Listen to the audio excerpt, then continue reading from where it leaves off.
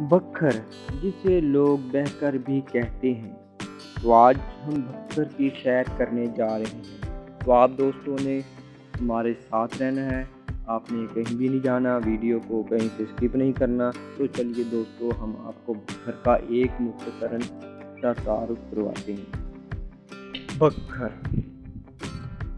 اسے اردو میں بکھر پڑھتے ہیں، سرائکی میں بکھر، ضلع بکھر یہ پنجاب میں واقع ہے، یعنی پاکستان کا بنیادی شہر ہے۔ یہ دریائے سندھ کے بائیں کنارے پر واقع ہے۔ سن 2017 کی مردم شماری کے مطابق ضلع بکھر کی کل آبادی 16.5 لاکھ نفوس سے کچھ زیادہ ہے۔ بکھر کو ضلع درجہ 1981 میں دیا گیا۔ ضلع بکھر پنجاب اور خیبر پختونخوا کے سرحد پر واقع ہے۔ اس کا مرکزی شہر بکھر ہے۔ مشہور شہروں میں بکھر، منکیرا اور دریا خان شامل ہیں۔ جغرافیائی اعتبار سے یہ صحرائے تھل اور ساتھ ہی ساتھ صوبہ پنجاب کی بھی مغربی اختتامی پٹی پر واقع ہے، جہاں سے دریائے سندھ کا ڈیلٹا شروع ہو جاتا ہے۔ سن 1980 تک دریائے سندھ کا ایک قابل ذکر ذیلی دریا ایک چھوٹی شاخ کی صورت میں بکھر شہر کے عین بغل میں بہتا تھا۔ اس دریا کی موجودگی اس صحرائی شہر کے باسیوں کے لیے قدرت کا حسین اور شاندار تحفہ تھا۔ اسی دریا کے پانیوں نے جہاں سندھ کے ڈیلٹا میں رہنے والے یہاں کے باسیوں کو خوشحالی دی، وہیں یہ دریا صدیوں دریائے سندھ کی ہیبت و وسعت کا ترجمان بھی رہا۔ بکھر شہر سمیت صحرائے تھل کو ہزاروں سال کھینچنے والا یہ خوبصورت دریا، جس کا اپنا منفرد ایکو سسٹم تھا، اور یہ دریا صحرا کے دامن میں بہنے والے دنیا کے محض چند دریاؤں میں سے ایک تھا۔ سن 1983 میں بننے والے ایک جدید پل سے اسی دریا کی بربادیوں کی کہانی ہے۔ اس دریا کو ڈیرہ اسماعیل خان اور بکھر کے درمیان بننے والے جدید پل کی نظر کر دیا گیا۔ افسوس کہ اس وقت کسی بھی شخص یا طبقے نے اس دریا کو ختم کرنے کی مخالفت یا کوشش نہیں کی۔ افسوس اس امر کا کہ دریا کا راستہ اس نئے پل اور اس کے حفاظتی باندھ بنانے کی خاطر مکمل طور پر خشک کر دیا۔ یہ دریا جسے کل کے لیے محفوظ کیا جانا چاہیے تھا، تاکہ آج کی نسلیں اس دریا کی خوبصورتی اور رونائی سے مستفید ہوتی، اس کا بے دردی سے قتل کر دیا۔ پرانا شہر جو دریائے سندھ کے ڈیلٹے میں شامل تھا، کیونکہ ہر سال سیلاب کی زد میں رہتا ہے، شاید اسی لیے اس زمانے کے باسیوں نے شہر کو دریا کے مشرقی کنارے پر نئے سرے سے آباد کرنے کا فیصلہ کیا۔ یہاں یہ کنارہ جو ریت کے اونچے ٹیلوں پر مشتمل تھا اور ہر طرح کے سیلاب سے بھی محفوظ تھا۔ بکھر کی زیادہ تر آبادی اجرتی مزدوروں اور زراعت سے منسلک رہی تھی۔ معاشی اعتبار سے بکھر ایک پسماندہ ضلع تصور کیا جاتا تھا، جس کی بڑی وجوہات مرکز سے دوری، کمزور مواصلاتی نظام، پیشہ ورانہ افرادی قوت کا فقدان اور سب سے بڑھ کر نااہل اور خود غرض سیاسی قیادت رہی، جو جب بھی اسمبلیوں میں پہنچے انہوں نے صرف اپنی ترقی اور خوشحالی کے لیے کوششیں کی۔ ساتھ میں یہاں کی سیاسی اشرافیہ کی ایک تاریخ یہ بھی رہی ہے کہ یہ لوگ ہمیشہ برادری کی بنیادوں پر الیکشن میں حصہ لیتے رہے اور جیت کر حکمران پارٹیوں کے ساتھ شامل ہوتے رہے۔ ان کا واحد سیاسی نظریہ جیڑا جیتے اوندے نال، یعنی جو جیتے اس کے ساتھ شامل ہونا ہی رہا۔ کسی بھی ممبر پارلیمنٹ نے اس شہر میں کسی بڑی صنعت یا حرفت کو روشناس کروانے کی کبھی کوئی کوشش نہیں کی اور اپنے خاندان و برادری کو کھینچتے رہے۔ آج بکھر سے منتخب ہونے والے تمام ایم پیز اور ایم این اے اسلام آباد اور لاہور جیسے شہروں میں بڑے بڑے گھروں کے مالک بن گئے ہیں، لیکن ان کے انتخابی علاقوں کے عوام اپنے ان نمائندوں سے کوئی فیض حاصل نہ کر سکے۔ لہٰذا سوائے عوام کو درجہ چہارم و پنجم کے نچلے درجے کی سرکاری نوکریوں کے کبھی کوئی مناسب حصہ بھی نہ مل سکا، اور شاید یہی وجہ تھی کہ آخر عوام نے فیصلہ کیا کہ ان سیاسی گھرانوں کے در پر نوکریوں کی بھیک مانگنے کی بجائے اپنے بچوں کو تعلیم دی جائے اور اپنی مدد آپ کے تحت اپنی دنیا کو ہی آپ ہی بسایا جائے۔ بکھر میں قیام پاکستان کے وقت صرف ایک ہائی اسکول تھا جو انگریزی حکومت کے طفیل بنا۔ پھر جب سن 80 کی دہائی میں یہ شہر ضلع بنا اور پھر ڈیرہ اسماعیل خان بکھر پل کی تعمیر مکمل ہوئی تو بکھر شہر کی قسمت جاگ گئی۔ خاص طور پر یہ ڈیرہ اسماعیل خان کے تعلیمی ادارے باشمول یہاں قائم گورنمنٹ یونیورسٹی بکھر کے باسیوں کے لیے ایک نعمت ثابت ہوئی۔ اب تک بکھر کے ہزاروں طلباء و طالبات ڈیرہ کے تعلیمی اداروں بشمول اس یونیورسٹی کے علم و شعور کی دولت حاصل کر چکے ہیں اور اب آگے کی نسلوں میں یہی دولت منتقل کر رہی ہیں۔ ماضی میں تعلیم کے حصول میں مشکلات بھی غربت کی ایک بڑی وجہ تھی، لیکن آج بکھر کے باسی اپنے بچوں کو بہت شوق سے اسکول میں بھیج رہے ہیں اور یہاں پڑھنے پڑھانے کا عمل حیرت انگیز تیزی سے آگے بڑھا ہے۔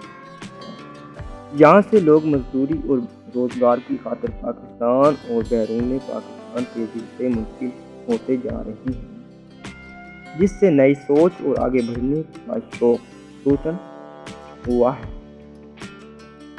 آج آپ اگر پاکستان کے کسی بھی پروفیشنل تعلیمی ادارے میں جا کر معلوم کریں تو یقیناً آپ کو بہت سے طالب علم مل جائیں گے جن کا تعلق ضلع بکھر سے ہے۔ انجینئرنگ، میڈیکل، قانون دانی، کمپیوٹر انجینئرنگ، زراعت، اٹامک انرجی کمیشن، صحافت غرض ہر ادارے میں بکھر ضلع میں رہنے والے طالب علم اپنی الگ پہچان اور میٹھی سرائیکی زبان کے ساتھ آپ کو ضرور ملیں گے۔ ذرائع آمد و رفت جو کبھی بکھر کے باسیوں کے لیے انکار تھے، لیکن آج کے بکھر کو تیزی سے نئے راستے پورے پاکستان کے ساتھ جوڑنے جا رہے ہیں۔ 140 کلومیٹر طویل بکھر جھنگ روڈ جو کبھی 10 گھنٹوں میں بھی ناقابل عبور تھا، آج اس سڑک پر آپ 120 کلومیٹر کی رفتار سے چلتی ہوئی محض 1 گھنٹہ 30 منٹ میں جھنگ سے بھی آگے گوجرات سے گزرنے والی اسلام آباد کراچی موٹر وے کو جانتے ہیں۔ یہاں سے آگے لاہور کا سفر صرف 3 گھنٹے کا رہ جاتا ہے۔ ایسے ہی ملتان اب بکھر سے 3 گھنٹے کی مسافت پر رہ گیا ہے۔ ایسے ہی ڈیرہ اسماعیل خان میں سے ہو کر گزرنے والے سی پیک کا نیا روٹ اب بکھر کو کراچی اور کوئٹہ سے مزید قریب کرنے والا ہے۔ یہ قربت اہل بکھر کے لیے نئے وسیلے اور نئی راہیں کھول دے گی۔ بکھر صوبہ پنجاب میں قابل ذکر اجناس کی پیداوار کی وجہ سے مشہور ہے، جن میں چنا، گندم، گنا اور کرنے کا تیل ہے۔ 1998 کی مردم شماری کے مطابق اس آبادی کا تخمینہ 10,51,456 تھا۔ ضلع بکھر میں عمومی طور پر سرائیکی اکثریتی اردو، پنجابی وغیرہ بولی جاتی ہے۔ اس کا رقبہ 8153 مربع کلومیٹر ہے۔ سطح سمندر سے اوسط بلندی 159 میٹر ہے۔ اسے بنیادی طور پر 4 تحصیلوں میں تقسیم کیا گیا ہے: تحصیل بکھر، تحصیل دریا خان، تحصیل کلورکوٹ اور تحصیل منکیر۔ یہاں زیادہ تر سرائیکی زبان بولی جاتی ہے۔ اس کے 56.6% لوگوں کا ذریعہ معاش زراعت۔ تعلیم کے لیے یہاں سرکاری اور پرائیویٹ اسکول و کالج موجود ہیں۔ سن 2012 میں یونیورسٹی آف سرگودا نے بکھر میں اپنا سب کیمپس قائم کیا۔ یہ بکھر کی تاریخ میں پہلا پوسٹ گریجویٹ ادارہ تھا۔ بکھر کا شہری اور دیہاتی طبقے جو اپنی آئندہ نسلوں کو اعلیٰ تعلیم سے روشناس کروانے کے ख्वाहिशमंद ہیں ان کے لیے یہ ایک بہت قیمتی تحفے کی مانند ہے۔ بکھر کے شہری علاقوں میں شرح خواندگی 55.13% جبکہ دیہی علاقوں میں 30.07% ہے، اور یہ عوامی شعور میں مسلسل اضافے کے باعث شرح خواندگی میں مسلسل اضافہ ہو رہا ہے۔ صحت کے حوالے سے ضلع بکھر میں ضلعی ہیڈ کوارٹر ہسپتال اور دیگر نجی صحت کے مراکز موجود ہیں۔ بکھر شہر کی ایک وجہ شہرت کرنا بھی تھی، لیکن معاشرتی روایات کی تبدیلی کے بعد اب یہ تیل کم ہی شہرت کرتا ہے۔ لیکن آج سے 40 یا 50 سال پہلے جب لوگوں کا سر پر تیل لگانا ان کی ثقافت اور روزانہ کی عادات میں شامل تھا، تب یہ تیل بہت مشہور تھا اور سارے ہندوستان میں بیچا جاتا تھا۔ یہ بنیادی طور پر سرسوں کا تیل تھا، جس کو کرنا نامی پھول کی خشک پتیوں کے ساتھ آگ پر پکایا جاتا تھا۔ اس طرح سرسوں کے تیل میں اس پھول کی خوشبو رچ بس جاتی تھی اور شوقین لوگ اس تیل کو سر پر لگانا یا اس تیل سے مالش کرنا یا کروانا پسند کرتے۔